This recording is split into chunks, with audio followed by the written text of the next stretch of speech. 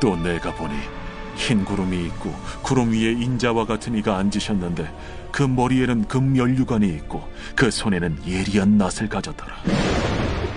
또 다른 천사가 성전으로부터 나와 구름 위에 앉은 이를 향하여 큰 음성으로 외쳐 이르되, 당신의 낫을 휘둘러 거두소서. 땅의 곡식이 다 익어 거둘 때가 이르렀음이니이다. 구름 위에 앉으신 이가 낫을 땅에 휘두르매 땅의 곡식이 거두어지니라. 또 다른 천사가 하늘에 있는 성전에서 나오는데 역시 예리한 낫을 가졌더라. 또 불을 다스리는 다른 천사가 제단으로부터 나와 예리한 낫 가진 자를 향하여 큰 음성으로 불러 이르되, 내 예리한 낫을 휘둘러 땅의 포도송이를 거두라. 그 포도가 익었느니라.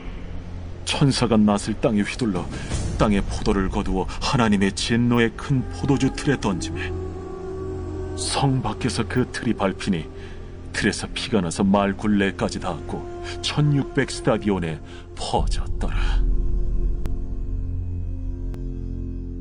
안녕하십니까. 12월 4일 수요일 말씀 묵상 시작하겠습니다.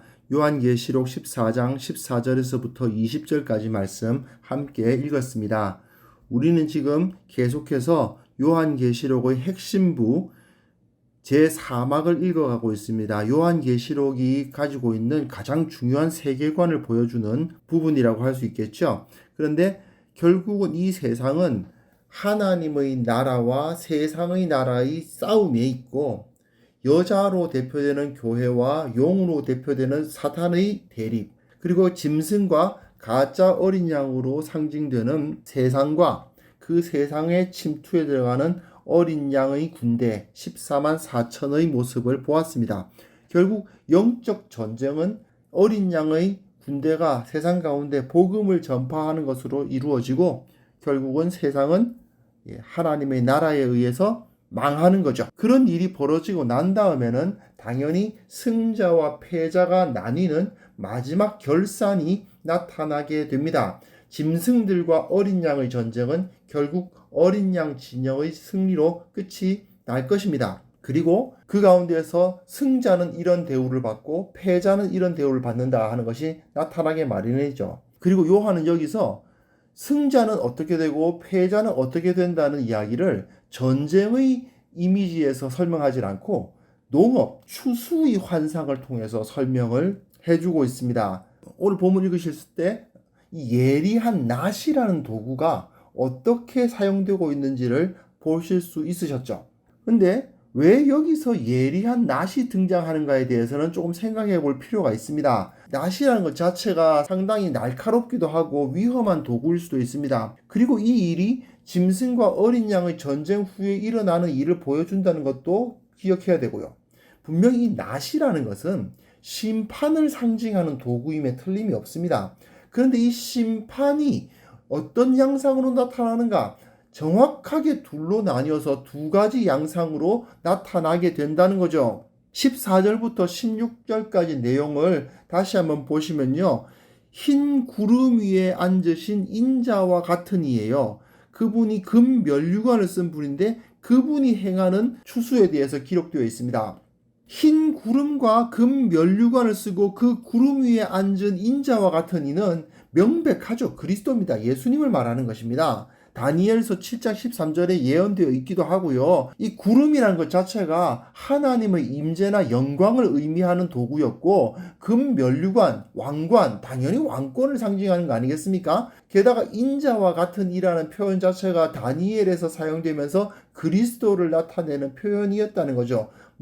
다른 의심의 여지가 없이 이분은 예수 그리스도를 말하는 것입니다. 근데 예수 그리스도께서 손에 예리한 낫을 들고 계세요. 근데 다른 천사가 나와서는 그분을 향해서 큰 음성으로 땅의 곡식이 다 익어 거둘 때가 이르렀으니 그 낫으로 거두라고 하고, 그러니까 이 구름 위에 앉으시니가 낫을 휘둘러서 땅의 곡식들을 거두시는 모습을 보입니다. 천사가 때가 되었음을 고하고 예수님이 그에 따라서 곡식들을 추수하시는 모습을 볼 수 있어요. 그런데 헬라어에는 존댓말이 없거든요. 무슨 얘기냐면 마치 예수님이 천사의 명령을 듣고 그 명령을 따라서 곡식을 거두시는 것처럼 오해될 소지가 있습니다.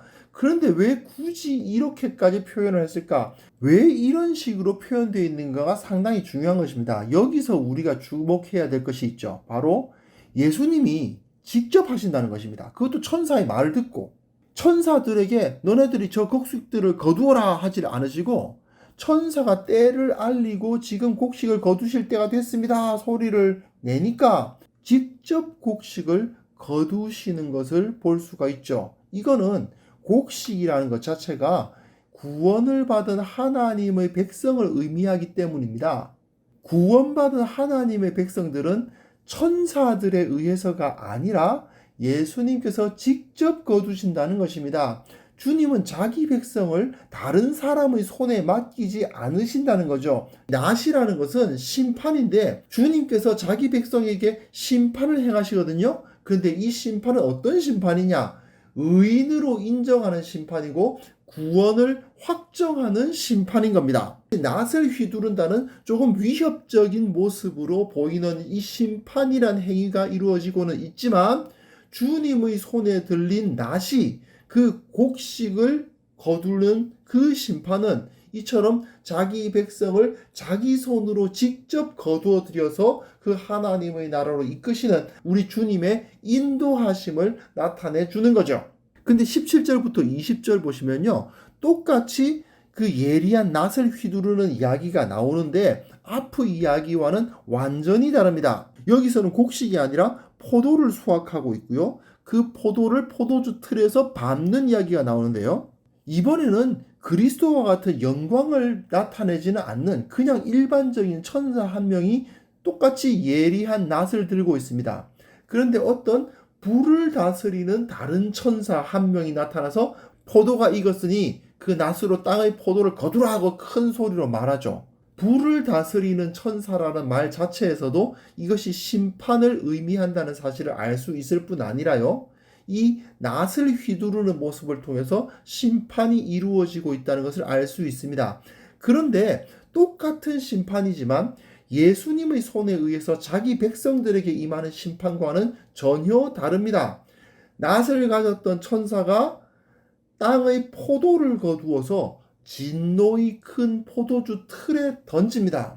이건 불신자들의 심판을 말하는 것이죠. 그런데 이 일은 천사들이 다 합니다. 주님은 자기 백성을 거두실 때에는 직접 나서시고 천사들에게 안 맡기세요. 내가 직접 한다. 그런데 저기 심판받을 쟤들은 어떡할까요? 쟤들은 너네들이 알아서 해. 이렇게 된 겁니다. 쟤들 처리는 너네들이 알아서 하고 나는 내 새끼들 내가 거둬간다. 이런 개념인 거죠. 포도들, 즉 불신자들은 성박 진노의 포도주 틀에 밟히지 않습니까? 포도를 밟으면 당연히 포도즙이 나오는데 여기서는 포도즙이 나온다고 하지 않고 피가 나온다라고 표현이 되어 있어요. 왜냐하면 이 포도를 밟아서 포도즙을 얻는 것 자체가요, 심판을 상징할 수도 있지만 그 자체가 또 농부들에게는 기쁜 일이거든요. 그러니까 풍요와 기쁨을 상징할 수도 있다는 겁니다. 그러니까 요한은 그런 식으로 잘못 읽지 말라고, 오해하지 말라고 아예 포도즙이라고 표현하지 않고 피라고 그냥 직접 언급을 하고 있습니다. 그런데 그 피가요, 말굴레에 닿을 정도로 그 양이 엄청납니다. 말굴레라는 것은 말의 머리하고 입을 감싸가지고 이렇게 하는 가죽끈 있잖아요. 그게 말굴레거든요. 근데 그 피가 말굴레에 닿습니다. 제가 말 그림 중에서도 좀 작은 말이 나온 것 중에서 하나 고르고요. 그리고 그 말 머리가 꼿꼿이 세워져 있는 것이 아니라 이제 숙이고 있는 것 중에서 하나 골랐습니다. 골랐음에도 불구하고 그 높이가 상당하죠. 이 높이로 피가 차 있다고 한번 생각해 보십시오. 1.5m, 1m 정도 되는 그 깊이로 피가 흐른다는 겁니다. 게다가 그 피가 옆으로 퍼지는데 1600 스타디온에 퍼집니다. 1스타디온이 뭐냐 하면 그리스 경기장에서 직선 경주로 길이가 1스타디온입니다.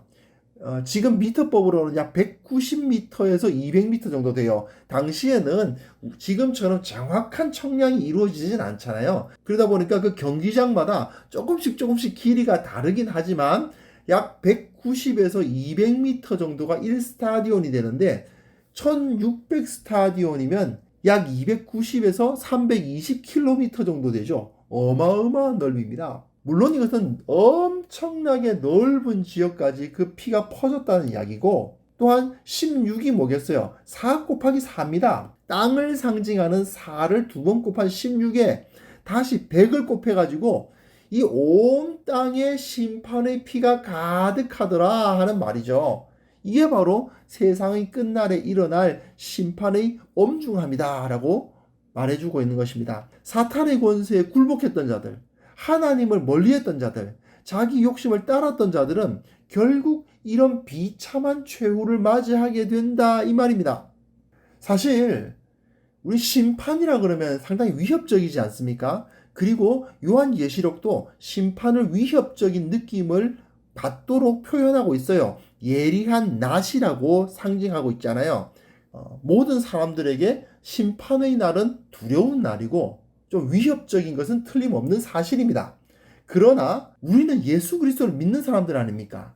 예수님을 믿는 사람들이라면 심판의 날이 비록 두렵게 느껴지긴 하지만, 현실적으로 심판의 날은 두려운 날 맞아요. 맞지만 그러나 그것은 주님께서 자기 백성을 영원한 하나님의 나라로 인도하시는 은혜의 날이다 하는 것을 믿어야 된다는 것입니다. 하지만 같은 심판이라 하더라도 주님을 믿지 않는 자들, 세상 권세에 굴복한 자들, 세상의 가치관을 따라서 살았던 자들은 결국 포도주 틀에 던져져 밟히는 것과도 같은 큰 재앙의 날, 최후의 순간이 되고 만다는 거죠. 요한도 이것이 두렵지 않다는 것은 아니에요. 분명 이것은 두려운 날이면 틀림없지만 그럼에도 불구하고 우리는 믿음으로 이 심판의 날을 기대해야 합니다.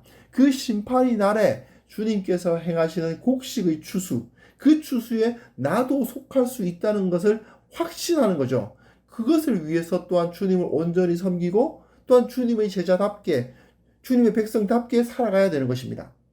그렇게 주님을 섬기며 살아가는 자들에게는 심판의 날이 결코 두려운 날만은 아닌 것이죠. 이는 전 우주적인 심판의 날뿐 아니라 내 개인의 심판의 날, 이 땅에서의 내 생명이 끝나고 주님 앞에 서게 될 그날에 내가 받을 심판도 마찬가지입니다. 내가 주님의 제자답게 살아가고 있었다면, 주님을 향한 그 믿음을 잃지 않았다면, 주님 뒤따라가려고 열심히 노력하고 있었다면 이 세상을 떠나서 주님의 심판대 앞에 설 그날에 우리는 오히려 소망을 갖게 될 것입니다. 죽음이란 것이 두렵지 않다는 것은 아니에요. 예수를 믿으면 죽음을 두려워해서는 안 된다는 식으로 말씀하시는 분들도 가끔 계시는데, 그분은 정말 안 두려운지 내가 물어보고 싶어요. 사실은요, 그렇지 않습니다. 성경적 세계관으로 따진다 하더라도 죽음에 대해서 두려움을 갖는 것은 이상한 것이 아닙니다.